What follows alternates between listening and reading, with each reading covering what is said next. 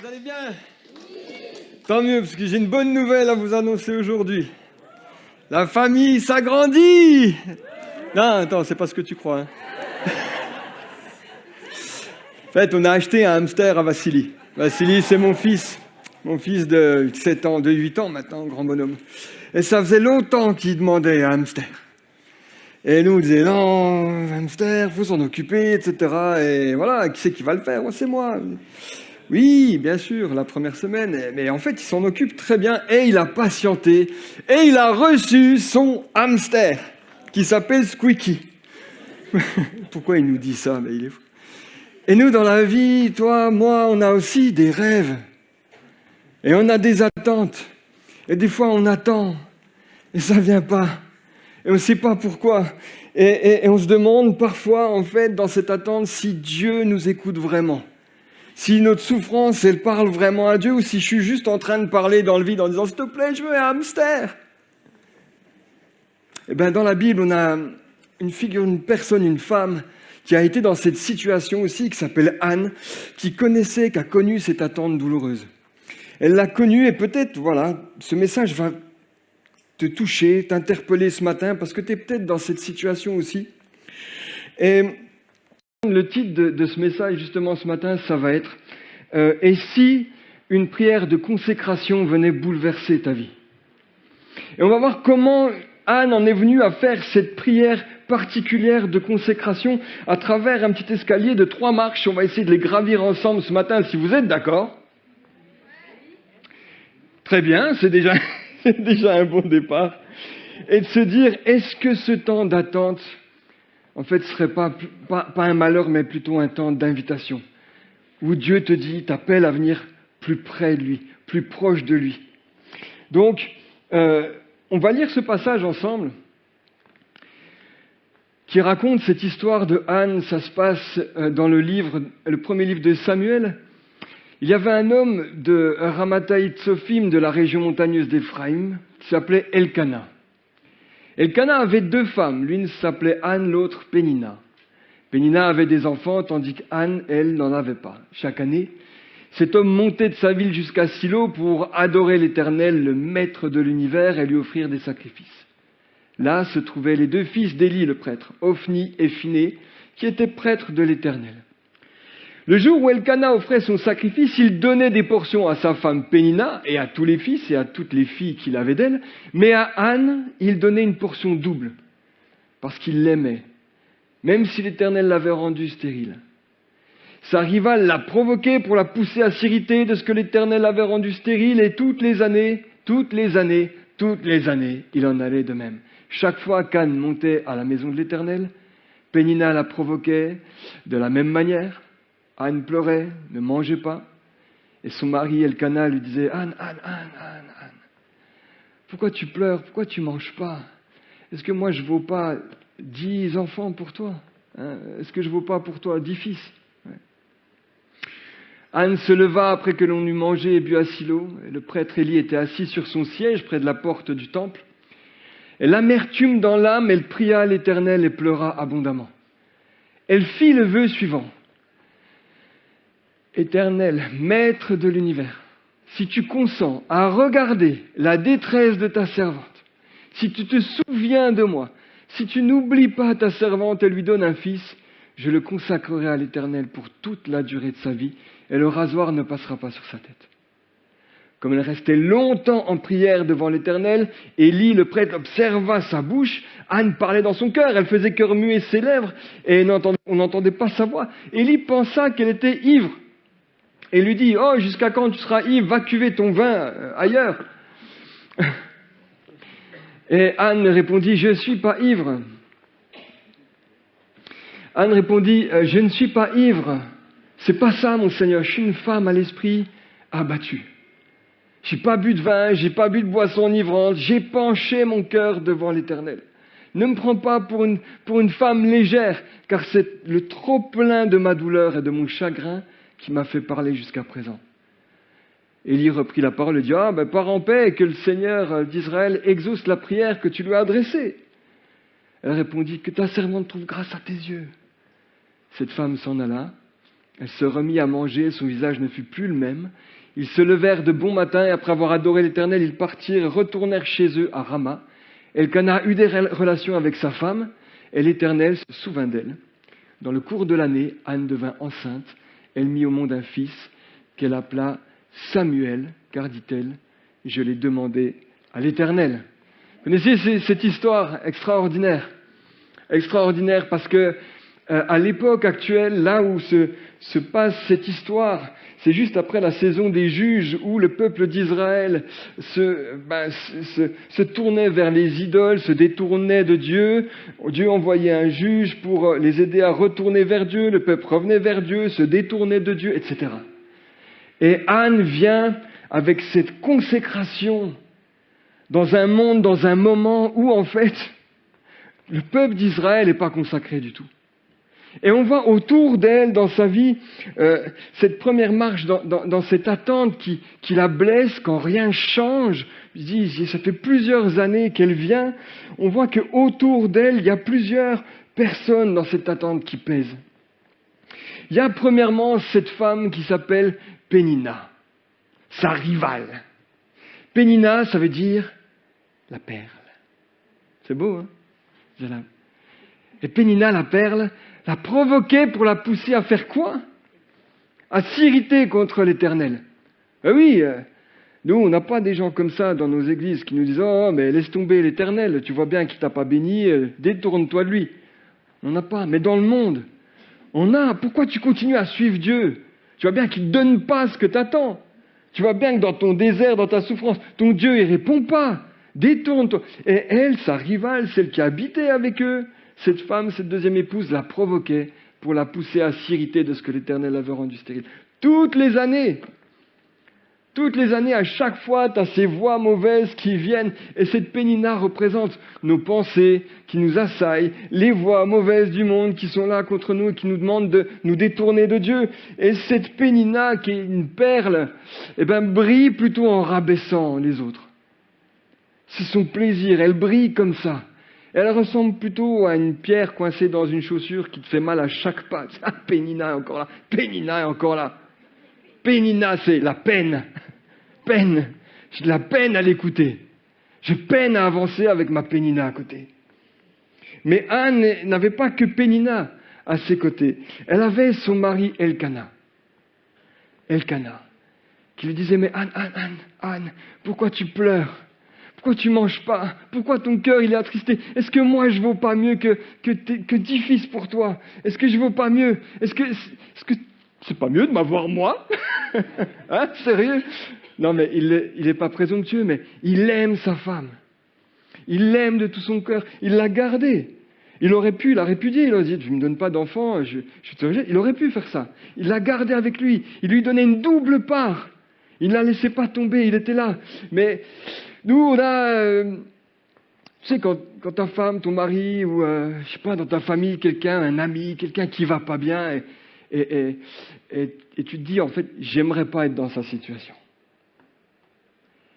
Mais je peux pas le laisser comme ça, il faut que je fasse quelque chose. Et des fois, on est maladroit, on dit, oh, je vaux quand même mieux que tes 10 fils. Mais lui, il a rien capté du tout. Du tout. Moi, ce que je veux, c'est un enfant. Je veux un fruit.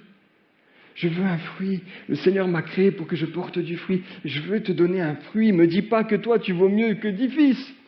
Alors des fois, on est comme ça, on veut aider, puis on ne sait pas trop comment faire, et on est maladroit. Et un jour, on échangeait un peu avec Jacques par rapport à nos épouses. Et je disais, mais toi qui es pasteur, c'était il y a plusieurs années en arrière, je disais, mais comment tu fais quand il y a un problème avec ton épouse? Comment tu la réconfortes? Qu'est-ce que tu lui dis?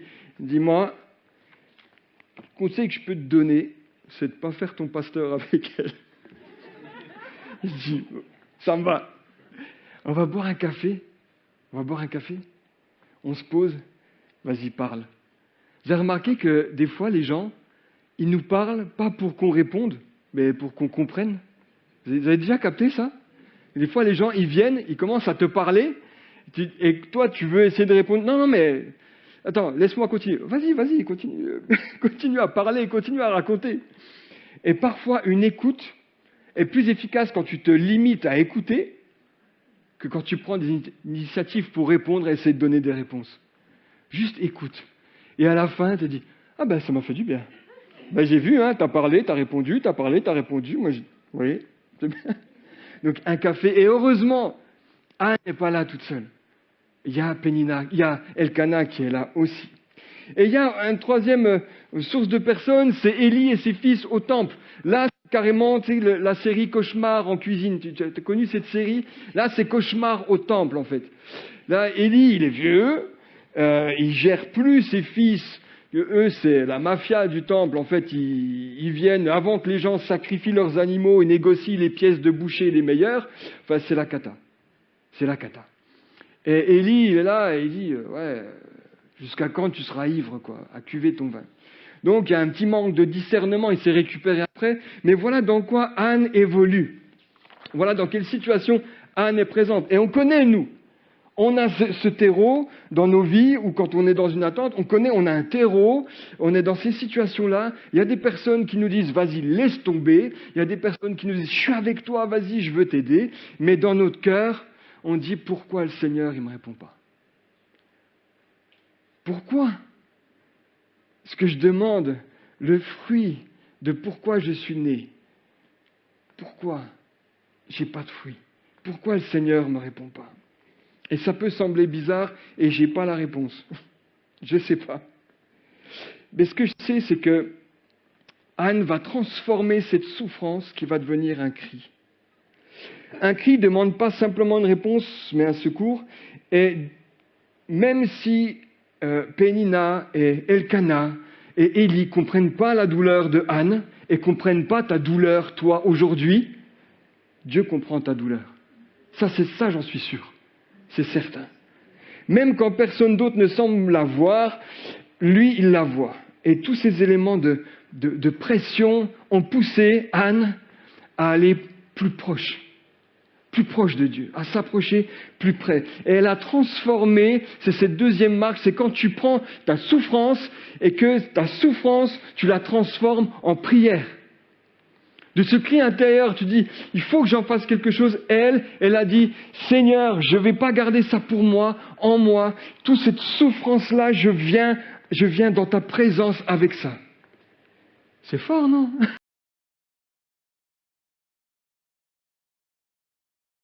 Et du coup, la question que je nous pose à nous, en tant qu'enfants de Dieu, à toi, à moi, c'est comment tu fais toi? On dit, on vient, on loue, on prie, on lit la Bible, mais est-ce que dans la vie concrète, dans la vie réelle, dans la vraie vie de tous les jours, est-ce que quand tu es chargé de cette souffrance, tu la transformes en prière? Je ne sais pas, je n'ai pas la réponse, hein, c'est à vous tous, à chacun d'entre nous de répondre en lui-même. Est-ce qu'on arrive, en tant qu'enfant de Dieu, à ne pas se renfermer et de dire finalement, Seigneur, tu ne m'as pas répondu, je vais attendre que ça passe, et puis voilà, je me résigne. Vous savez, quand vous allez au parc des enfants, vous voyez les balançoires, là, comme ça? Vous avez déjà vu? Vous avez tous fait? Bon. Non, vous n'avez pas fait de balançoire? Ah, si, ok, d'accord. Parce que sinon c'est un truc comme ça, avec un plateau, et voilà. La balançoire. Et il y a deux types d'enfants. Il y a le petit enfant, il est là, vous savez, des fois c'est trop dur, alors il essaie de se mettre dessus, la balançoire, elle avance, finalement il n'arrive pas à se mettre dessus, il lâche la balançoire, elle lui revient dans la tête, enfin, c'est compliqué, il s'assoit par terre, il pleure, il se lève, il se résigne. Deuxième enfant, la même taille, etc., il vient, il essaye de toutes ses forces, il monte, ça marche pas, la balançoire part, la balançoire revient, il se la prend dans la tête, et là il fait « Papa !» J'arrive pas à monter sur la balançoire. Vous connaissez ces enfants qui crient comme ça dans les parcs? Ils ont raison, à un moment donné. Et la question c'est, quand on n'a pas essayé, quand on a essayé avec toutes nos propres forces à nous, tout ce que nous pouvions comprendre, tout ce que nous pouvions faire, eh ben c'est pas fini. Tant que j'ai pas pris le package et que je l'ai pas apporté en prière devant Dieu, c'est pas fini. J'ai pas utilisé toutes mes forces. Parce que la force me vient de l'Éternel. Et si à un moment donné de ma vie, je viens pas pour dire Seigneur, j'ai essayé avec toutes mes forces, mais malgré mes forces, j'y arrive pas. Je puise en toi, je viens vers toi. Parle-moi Seigneur, je dépose tout à tes pieds. Là, j'utilise toutes les ressources que Dieu a mis à ma disposition. À ma disposition. Et comme cet enfant, Anne fait face à cette attente qui la brise. C'est un combat interne, mais qui devient externe aussi et qui semble trop lourd à porter. Et ce cri intérieur devient une prière. Elle transforme sa souffrance comme une invitation à Dieu. C'est à travers ma souffrance, Seigneur, je t'invite à venir dans ma vie. Viens dans ma vie. Est-ce qu'on est prêt tout simplement à lâcher prise, d'utiliser cette force et de crier vers celui qui peut tenir notre balançoire, nous mettre sur la balançoire? Oui. Et cette prière qu'elle va faire, on est dans une prière qui amène à la consécration. Cette prière qu'elle va faire, elle dépasse les apparences. Elle dépasse l'apparence. L'amertume dans l'âme, elle pria l'Éternel et pleura abondamment. Pleura abondamment. David, je vous ai mis ça. David a écrit ce psaume quand il était capturé par les Philistins à Gath, une période de grande détresse de sa vie, et il dit, Éternel, tiens, il y a une parole comme ça, recommande ton sort à l'Éternel, mais tu comptes les pas de ma vie errante. Recueille mes larmes dans ton outre. Ne sont-elles pas toutes inscrites dans ton livre? Est-ce que mes larmes, elles sont pas... On se demande parfois, mais je pleure, mais il n'y a personne qui récupère. Non, non. Tes larmes sont recueillies dans le livre du Seigneur. Il compte tes larmes, il voit tes larmes, il note tes larmes. C'est pas incroyable ça? De se dire que tes larmes ne vont pas sécher par terre, elles sont recueillies. Elles sont recueillies. Et Anne épanche son cœur. Pas une minute. Je me souviens quand Vassili, c'est pas bien, vous allez me disputer, mais le pédiatre m'avait dit, parce qu'il dormait pas, il faut le laisser pleurer. Vous avez déjà entendu ça? Il faut le laisser pleurer. Je dis à la sieste, je suis un bonhomme, je suis un papa, je le laisse pleurer. Et je me mets sur mon fauteuil et Vassili pleure dans sa chambre, il pleure. Je dis non, j'y vais pas, il pleure. Je regarde, il pleure, un quart d'heure. Qu'est-ce que je fais? Ah non, il faut que je tienne bon. Je laisse pleurer, 20 minutes, une demi-heure, 3 quarts d'heure. Il pleure encore. Et je dis, ah, c'est pas possible, là, j'y vais. Et j'arrive, je vois dans sa chambre, dans son lit, il était là, au bout de sa vie, il était ivre. Il était ivre de pleurs, quoi. Il était, Et Anne, elle était comme ça, elle était au bout de sa vie. Elle pleura abondamment. Tu sais, ça remet en cause un petit peu la façon dont on prie des fois. Parce que elle, ce qu'elle faisait, c'est qu'elle épanchait son cœur.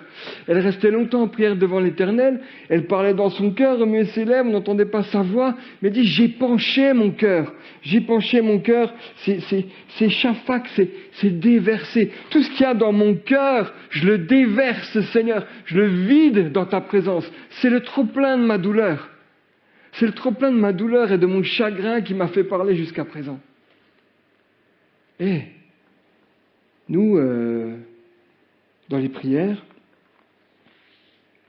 en tout cas les gars, tu vois, Seigneur, ça va, tranquille. Tu veux que je déverse? Que je déverse quoi? Ce que je ressens. Il veut que je déverse ce que je ressens. On déverse ce qu'on ressent au Seigneur. Elle dit, Seigneur, aujourd'hui, c'est difficile.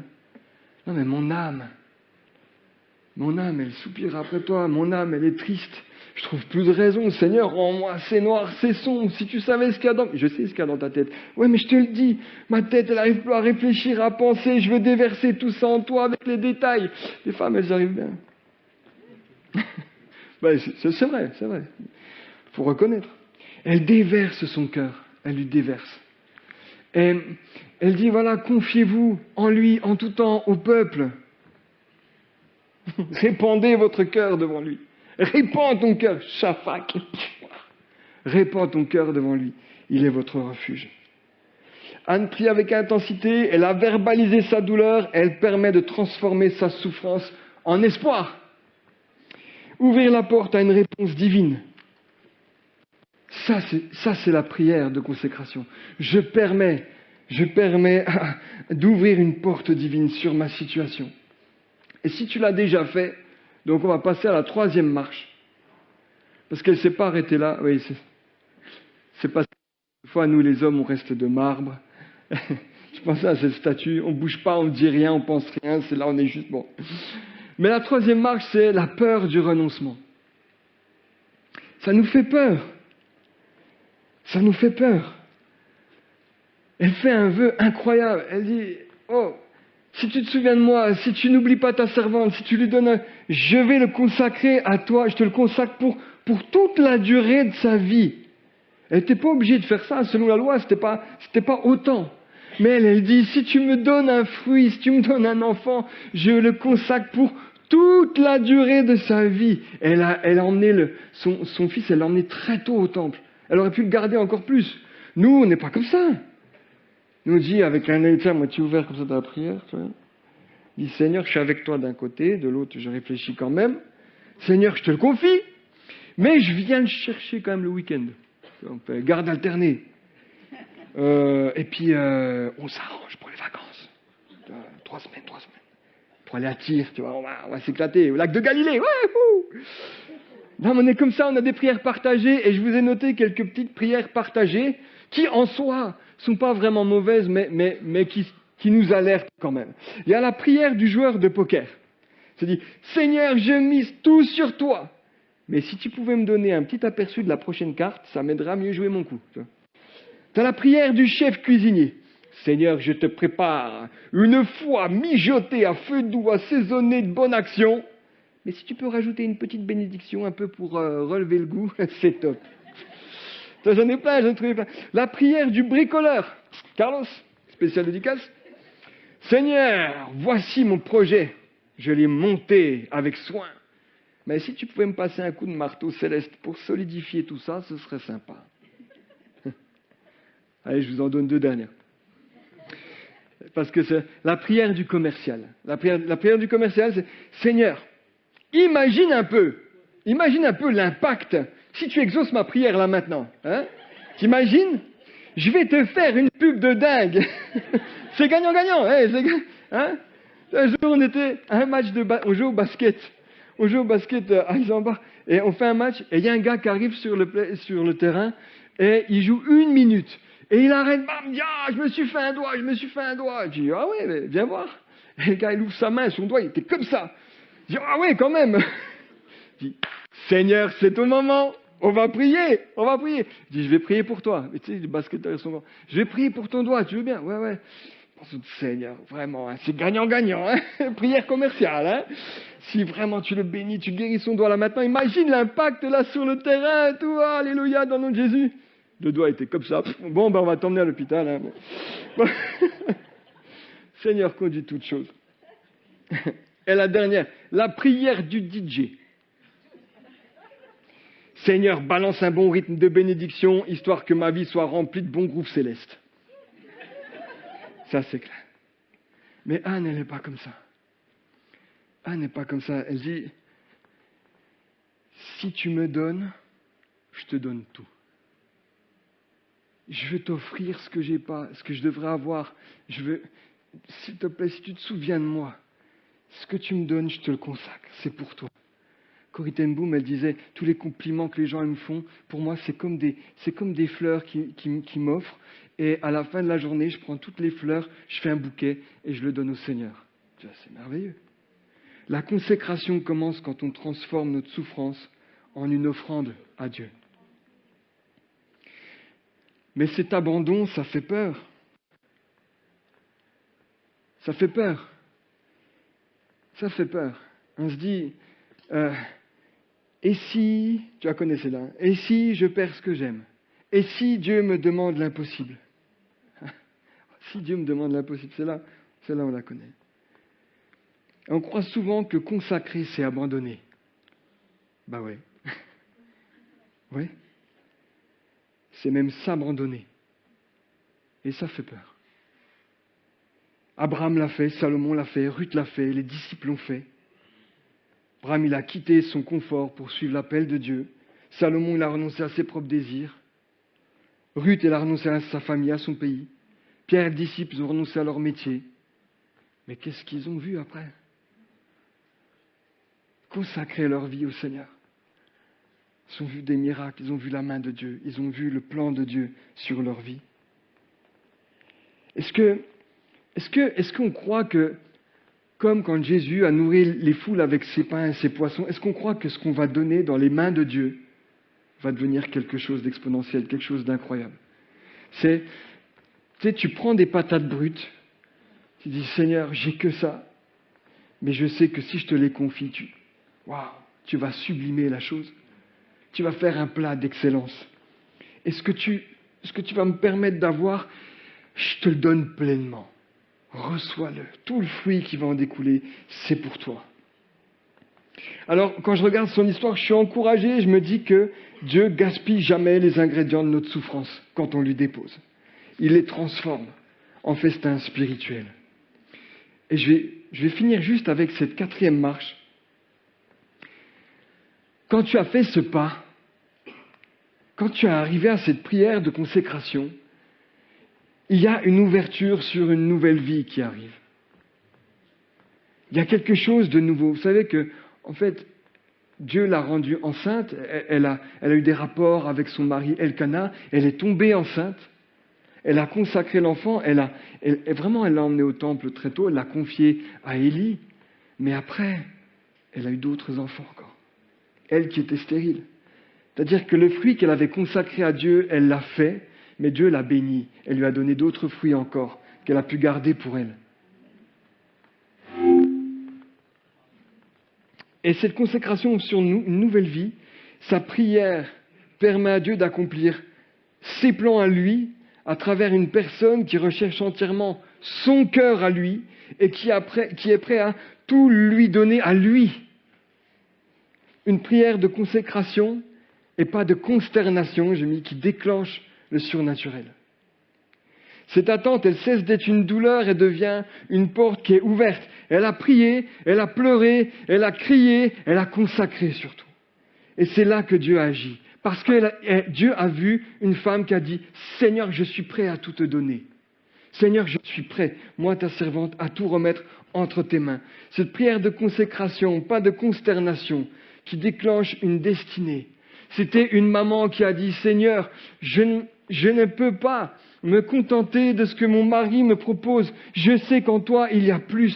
Je sais que si je viens dans ta présence, je sais que si je te remets toutes ces choses-là, je vais trouver quelque chose de plus parce que toi, tu nous bénis, parce que tu nous aimes et que tu cherches du haut du ciel quelqu'un qui est intelligent et qui cherche ta face. » Dans le livre de Jérémie, il est écrit « Mon peuple a délaissé ce qui faisait sa gloire pour s'attacher à des choses sans valeur. » Elle ne veut pas se détacher de l'Éternel. Au moment où tout le peuple est en dérive, elle dit « Je me consacre à l'Éternel. » Et pendant que l'équipe de louange revient, cette prière de consécration déclenche une invitation personnelle. Et je veux nous encourager avec ça parce qu'on n'est pas tous prêts à faire cette prière de consécration. Peut-être qu'il y en a, ils l'ont déjà fait. Peut-être qu'il y en a, ils n'ont encore pas épanché leur cœur. Mais je voudrais nous encourager ce matin, déjà premièrement parce qu'on a un Dieu merveilleux, qui ne sommeille ni ne dort, qui est là, qui veille sur tes essuie-glaces, qui te voit, qui te cherche et te cherche encore, qui cherche ton cœur. Tout ce qu'on a à t'offrir, Seigneur, c'est quoi? Un alléluia. Pourquoi? Parce que tout ce que j'ai, c'est toi qui me l'as donné. Dans le ventre de ma mère, c'est toi qui m'as tissé. Je peux me glorifier quoi? De mes mains, c'est toi qui les as faites. De la sueur de mon front, c'est toi qui m'as fait le front. De quoi je vais me glorifier? De mon travail, c'est toi qui m'as donné les circonstances. Tu m'as tout donné, Seigneur. Je peux donner qu'un alléluia. Je peux te donner que ce que toi tu attends en retour, un cœur consacré. C'est tout ce que je peux te donner. Moi, c'est ma vie de dire, Seigneur, ce que tu vas me donner, ce sera pour toi entièrement, je veux te le donner. Sans mesure, sans limite. Mais ça, c'est personnel. C'est personnel. Demande pas à ton voisin s'il l'a fait. Pour une fois, on vous dit, demande pas à ton voisin. Demande pas à ton voisin s'il l'a fait. Ça, c'est entre toi et le Seigneur. Cette prière de consécration et pas de consternation déclenche cette invitation personnelle. À dire comme Anne, je vis des silences Je vis des incompréhensions. Je vis des regards qui ne perçoivent pas l'intensité de ma douleur. Mais ce que je veux retenir de son histoire, c'est qu'elle n'a pas laissé l'attente, la souffrance, la définir. Elle l'a transformée. Elle l'a déposée. L'attente qui blesse est devenue un cri. Le cri est devenu une prière. La prière est devenue une consécration. Et la consécration a ouvert la porte à sa bénédiction. Pas sa bénédiction à elle, mais au plan de Dieu qui s'est manifesté aussi à travers elle. Alors et toi? Et moi? T'as déjà crié sans réponse? T'as déjà prié sans voir un exaucement? Oui, bien sûr. Moi aussi, toujours.